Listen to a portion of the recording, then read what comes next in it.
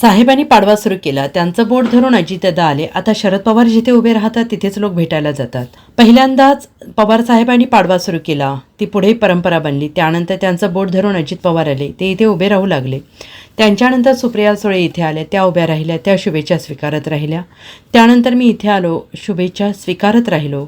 खरं तर ही एक परंपरा बनली. महाराष्ट्रातील लोक पवारसाहेबांना भेटण्यासाठी 50-55 वर्षापासून येत आहेत. अजित पवार त्यानंतर सामील झाले. आता पवारसाहेब जिथे उभे राहतात त्याच ठिकाणी लोक त्यांना भेटायला जातात, अशी प्रतिक्रिया आमदार रोहित पवार यांनी बारामतीत पत्रकारांशी बोलताना दिली. आणि यापुढे बोलताना रोहित पवार म्हणाले की आता दादांनी वेगळा निर्णय घेतला असेल, त्याविषयी आपल्याला जास्त काही बोलता येणार नाही, तो त्यांचा वैयक्तिक निर्णय आहे. मात्र इथेही लोक मोठ्या प्रमाणावर येत आहेत. सगळ्यात खास महत्त्वाची गोष्ट अशी की नेते कमी आणि सामान्य लोक सर्वात जास्त आहेत. तिकडे नगरसेवक, मोठमोठे नेते, व्यावसायिक मोठ्या प्रमाणावर असतील, मात्र लोकशाहीमध्ये सामान्य लोकांची ताकद ही पैशापेक्षा खूप मोठी आहे, हे महत्त्वाचं, असं रोहित पवार यांनी म्हटलेलं आहे.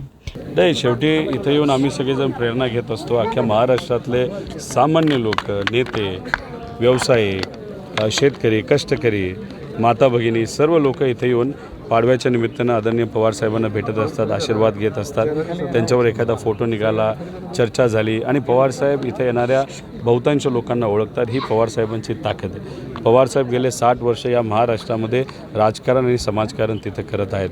पवारसाहेबांसारखा नेता या महाराष्ट्रामध्ये आता दुसरा कुणीही नाही, ज्याला खूप मोठा अनुभव आहे, लोकांची नाळ जुडलेली आहे. महाराष्ट्राच्या हिताचं काय हे पवारसाहेबांना तिथं माहिती आहे. आणि या वयामध्ये सुद्धा पुढे मोठी ताकद असताना, दबावतंत्र, पैसा, दडपशाही असतानासुद्धा पवारसाहेब भक्कमपणे सामान्य लोकांबरोबर महाराष्ट्र धर्म टिकवण्यासाठी तिथं लढत आहेत. आणि ही गोष्ट लोकांना खूप प्रेरित करते. आणि प्रेरणा घेण्यासाठी दिवाळीनिमित्त लोक सणासुदीचंसुद्धा इथं मोठ्या प्रमाणात येतात. म्हणजे ही एक वेगळी ताकद आहे. ताकद ही प्रेमाची ताकद आहे आणि तीच ताकद खऱ्या अर्थाने पैशापेक्षा, दडपशाहीपेक्षा, सत्तेपेक्षा खूप मोठी असते, इथं आल्यानंतर जाणवतं. दादा, खरं तर पवार कुटुंबियातला पाडवा जो आहे तो सर्वश्रुत आहे, राज्यभर त्याचा आदर्श सांगितला जातो. यंदाच्या वर्षी मात्र 2 पाडवे होताना पाहायला मिळत आहे.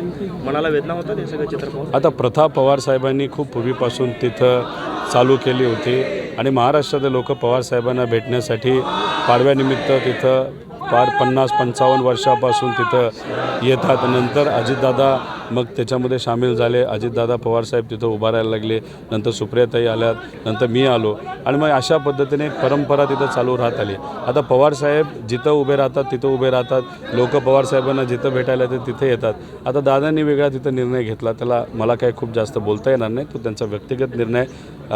पण इथं आपण जर बघितलं तर आजसुद्धा मोठ्या प्रमाणात लोक इथं येताना बघायला मिळतो आहे. आणि सगळ्यात खासियत गोष्ट आहे की इथं नेते कमी, कारण का सर्व आता इलेक्शनमध्ये गुंतून आहेत, पण सामान्य लोक जास्त आहेत. पलीकडे नगरसेवक जास्त असू शकतील, मोठे मोठे व्यावसायिक तिथं जास्त असू शकतील, पण महत्त्वाचं काय की लोकशाहीमध्ये सामान्य लोकांना जी ताकद आहे ती पैशाला नाही, हे आपल्याला कुठेतरी जाणवतं. Bureau report, SBN Marathi, Baramati.